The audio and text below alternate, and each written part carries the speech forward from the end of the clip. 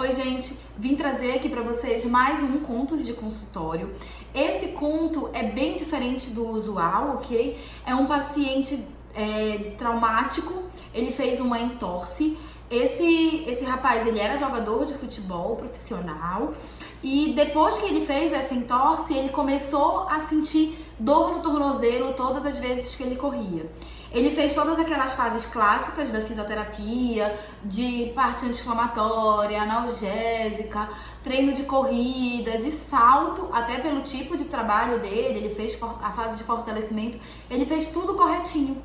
Só que faltou um ponto, que era tratar a mobilidade específica dos ossos dos pés. Então, quando eu tenho um atleta, principalmente um atleta de futebol, o choque constante do pé com a bola deixa o pé automaticamente mais rígido.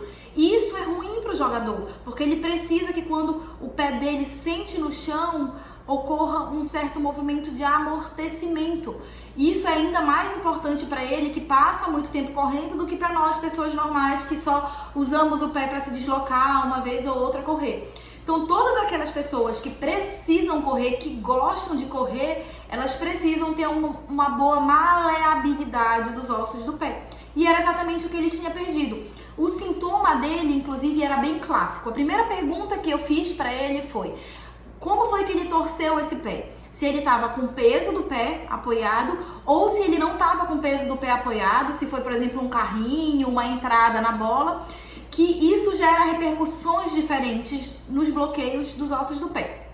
Então, ele não sabia me relatar ao certo o que era que tinha acontecido, mas como o sintoma dele era clássico, ao correr, ao agachar, ao ficar apoiado principalmente no calcanhar, a gente começou a pensar que provavelmente o que estava faltando para evoluir aquele quadro era fazer uma manipulação, um desbloqueio da tíbia com relação ao talos, ok? Acaba que quando a gente tem as entorses, a gente tem aqui a pinça maleolar. Imagina que eu tenho um malelo medial e um malelo lateral, e eu tenho um osso aqui no meio que chama-se talos.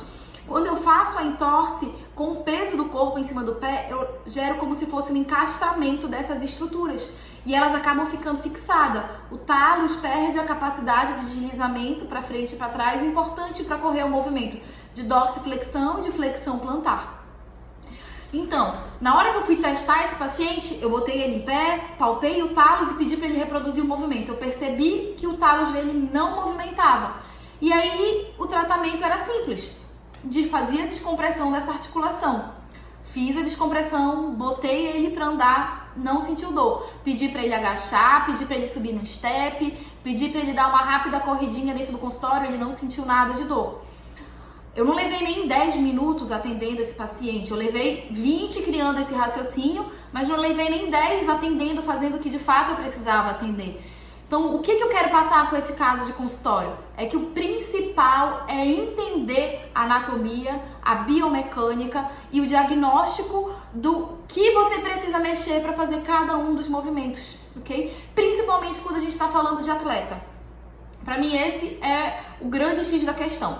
Então, o pé dele é muito rígido pelo tipo de esporte que ele pratica. Eu trabalhei mais a mobilidade do pé e também pedi para esse paciente fazer alguns exercícios usando técnicas do Mulligan para ajudar a mobilizar essa articulação caso ela volte a ficar um pouco mais rígida, já que ele tem uma tendência a ter esse pé mais rígido pelo choque da bola, pela corrida, pelo trauma mesmo do esporte. Então, esse atleta ficou sem dor depois de uma única manipulação, que o que fez a diferença, na verdade, foi o raciocínio, ok? Não são todos os entorses de tornozelo que evoluem tão benignamente assim, e por isso que eu falei no início, que esse caso era um caso bem diferente, era um caso bem clássico. Provavelmente, se tivesse sido tratado essa compressão tibiotársica lá no início, ele tinha desenvolvido muito melhor no ato esportivo dele do que sem o tratamento da compressão tibiotársica. Okay? Espero que vocês tenham entendido mais ou menos o que eu quis trazer para vocês. O que tiverem de dúvida, podem me perguntar.